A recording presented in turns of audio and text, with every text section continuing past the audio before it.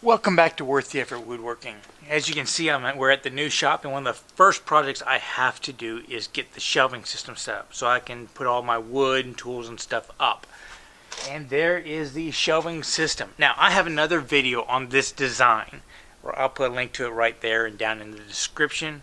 But basically, this video, instead of talking about why we're doing it, we're just going to talk about how we're doing it. How to set up a massive workshop storage system on the cheap. And that's a key, on the cheap, because my entire system is probably going to cost maybe the price of one of those 4 shelf steel units.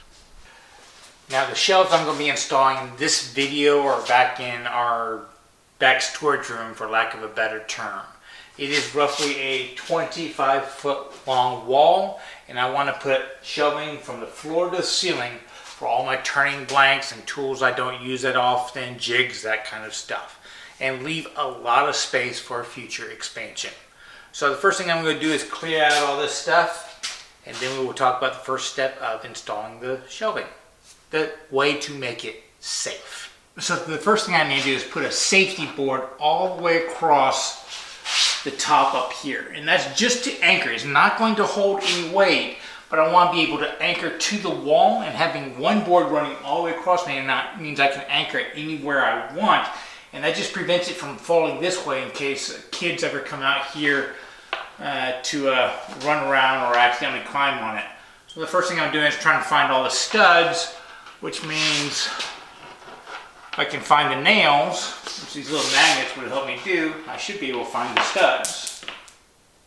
Now, I'm installing these by myself, and I want to make sure that I get this kind of even. So what I've done is I've cut 2 boards to the height that I want the safety rail to be at. I put a nail right in the middle, and if you just kind of hold it by that middle section, you'll find the balance point. That's going to be plumb.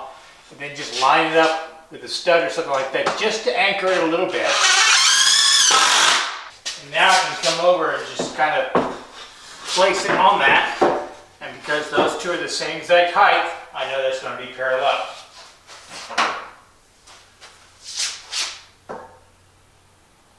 Get it on perfect.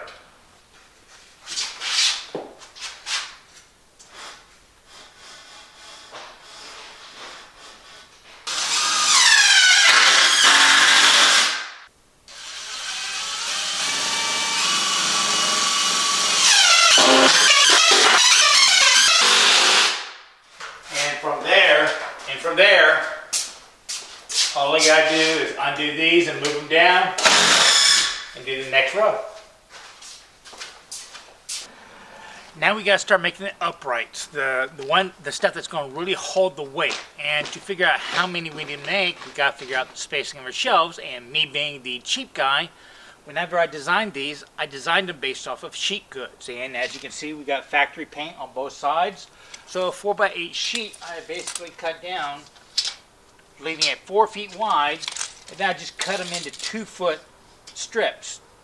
And actually just a little bit less than 2 feet, taking into consideration that saw curve. So, I know that my spacing for these shelves needs to be 4 feet across. So in my example, I'm going to need 5 legs in the back and 5 in the front, and the backs are going to be different because they're going to wrap over this. I lost a clip. Basically, what I was talking about by fitting them is that I cut a little notch on them. Right here is a simple matter of using my circular saw, getting it quite a bit lower and quite a bit higher. You'll notice that there's a big gap there because I wanted no weight to be sitting on this piece right here. I wanted its only function to anchor to the wall. And that little notch allows me to put 1 screw in to each one of them, and that anchors to that, and that will prevent this from falling out this way. I put only 1 screw because I wanted it loose at this point in time so that I can align it. So it's got 1 pivot point that it's rocking on.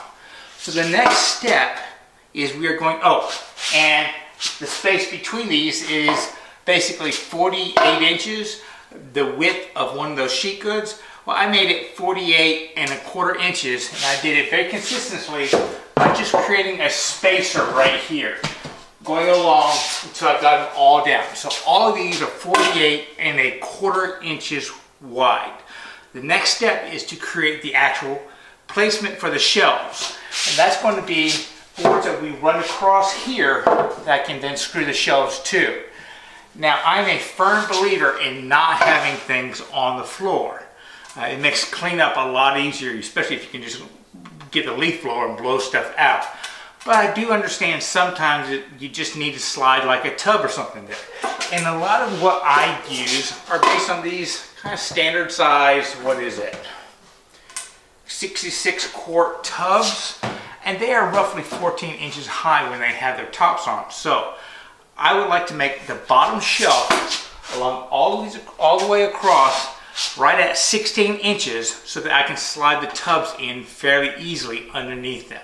Now, already having determined that I'm happy with the flatness of this concrete, to get that 16 or 19 and a half inches, I cut two 16-inch spacers out of scraps. Got one down there and one right here. And all I need to do to get this bottom shelf to my perfect height is to rest it right on top of those two, getting it about the distance off the edge I want. And once again, I'm only going to put one screw into each one of these at this time. But the kicker is when I put that screw in on the next one, I'm going to use the same exact spacer I did on the top. So even if these are not perfectly parallel at the moment, excuse me, if these uprights are not perfectly plumb at the moment, they'll be parallel and I can plumb the whole thing at once.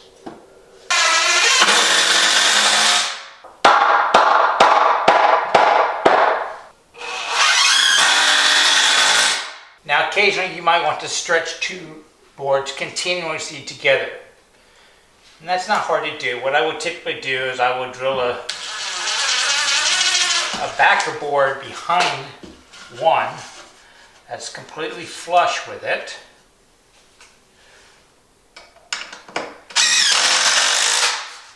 Nice like that. And then when I put another board up, it has something to line up against, and then just drill these together, and I have stretched it out. I can flush and then just drive a few more screws in just to secure it all together.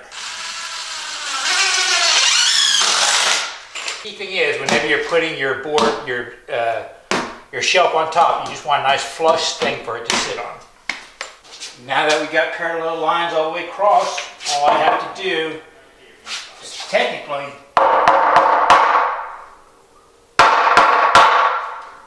true up one, and they should all be true going down, but you can check it. To lock the whole thing square, just drive in a second nail everywhere we just put in one.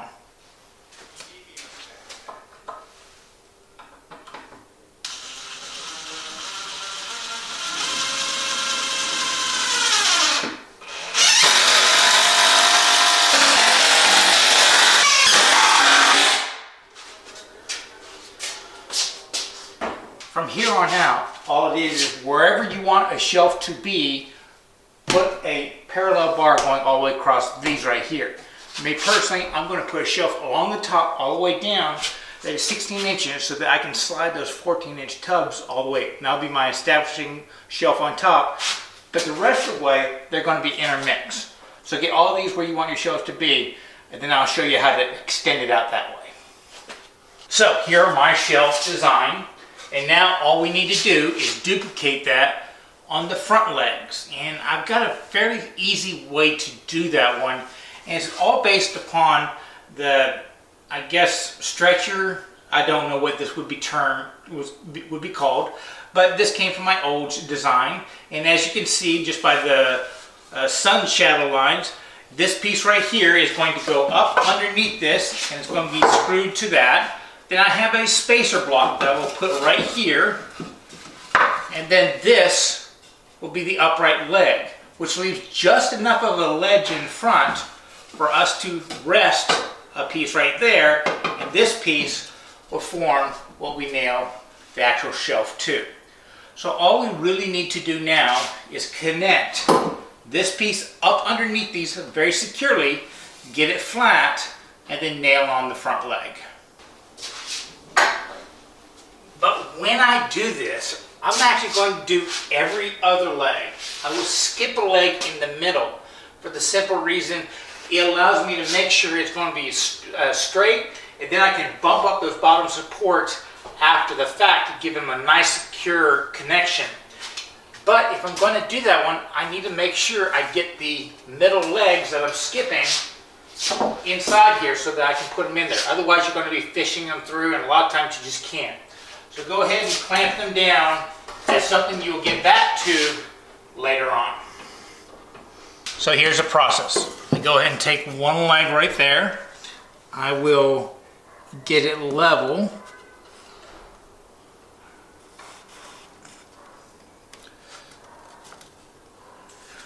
And I will secure it with one screw. Next step, I'll put the level on top. I'll put my spacer up underneath the board. Then using a quick clamp, just clamp the whole thing together so it's one solid piece. And then I can position the upright leg.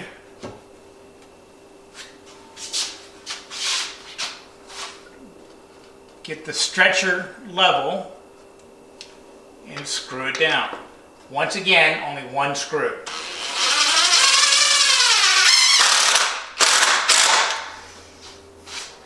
Now the bottom's going to be different. I'm going to take that same support section, I just turn it upside down to give it a nice little foot, and then I will secure it to the back with just a screw. Once again, one screw.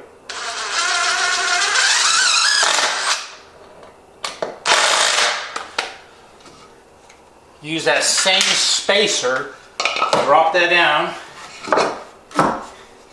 and now when I secure the front of it, I will have my leg, my front leg, exactly parallel up and down.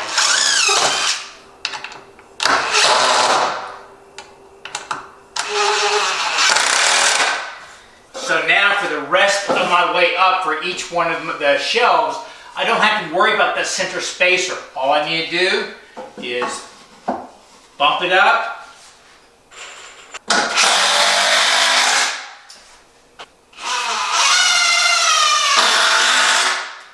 and screw it in.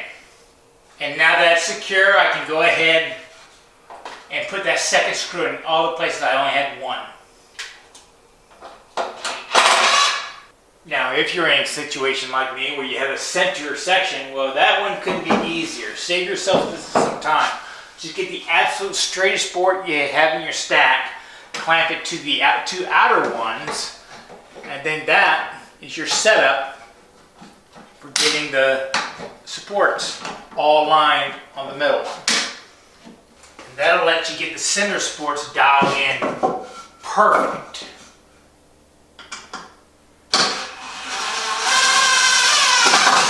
Put it in your spacer, and you are all set. Just keep it to the bottom of that board right there.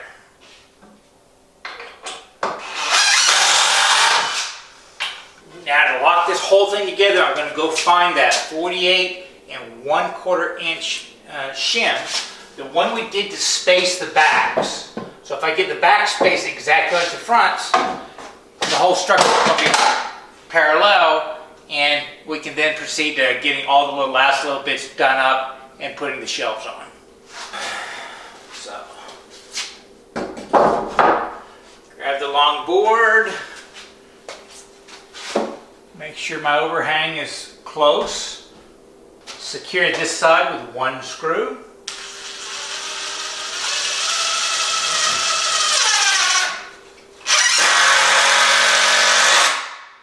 Grab my spacer board, drop it in,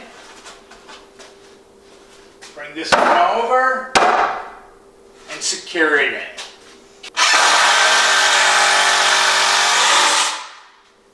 Rinse and repeat.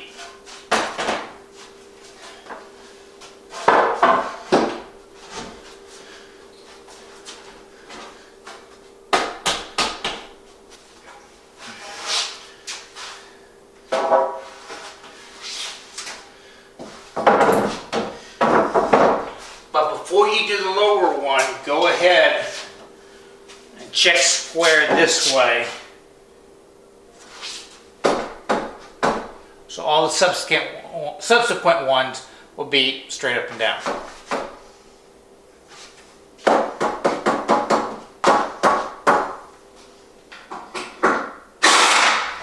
And just like that, we have a completed structure. Everything's in alignment, everything's ready to rock and roll. So all I need to do now is go ahead and put the last of the stretchers on, and every time I have one side, I'm going to put the other side just by bumping it up and screw it again. Eventually the weight coming down on it will settle on those and it'll make it nice and secure. The only thing is, notice how I got these screws on the diagonal? Well, when I put this side up, I want to make sure that I screw them in here and here so that we get a lot of meat bite on this board right here. I'm not really worried about these screws going all the way through. I just don't want to chew up this board too much.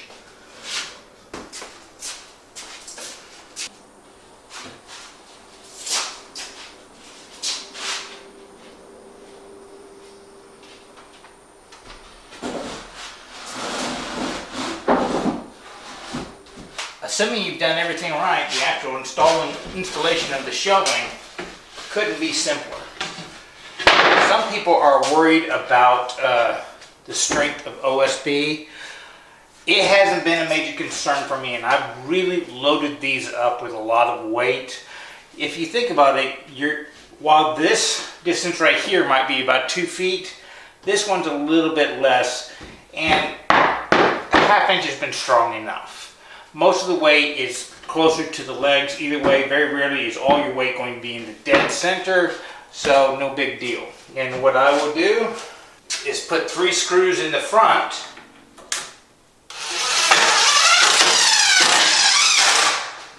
and just 2 in the back corners just to keep them from riding up.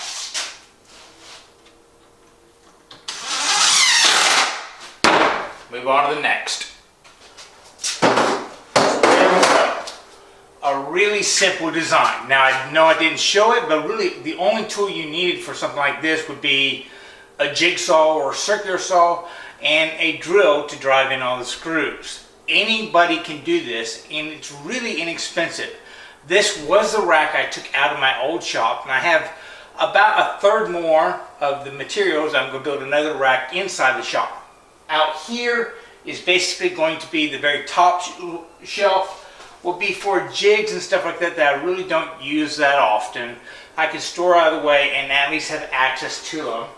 Those 3 shelves right there and up here are all going to be my turning blanks, just raw wood, and that tells you how much I trust this to hold weight, because if you saw my old shop, it was a 12-foot ceiling. This one right here is only about 8 feet, and it held all that wood you saw there. Thousands upon thousands of pounds. And I did build myself a little desk right here so that I can, work on my chainsaw and carburetors and stuff like that and not stink up the shop or get a lot of oil everywhere. This right here, being right next to the back door, is where I will store a lot of my art market stuff, tents and that kind of stuff. So it'll be good use, but basically it's going to be the raw material that is slowly drying, and it'll be outside the shop. Well, I hope you enjoyed this, picked up a few tips. You understand now that something like this is in your capability, and for what you're getting, it is dirt cheap.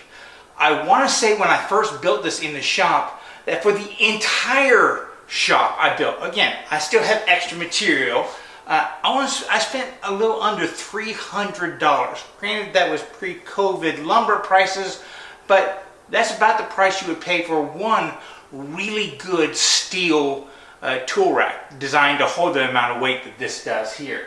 And I got an entire wall of it plus more. And think of what you could do just lining one wall in your garage with all this stuff. How much less clutter you would have. So get out there and try it yourself. And remember, it's always worth the effort to learn, create, because you now can, and share with others. Y'all be safe and have fun.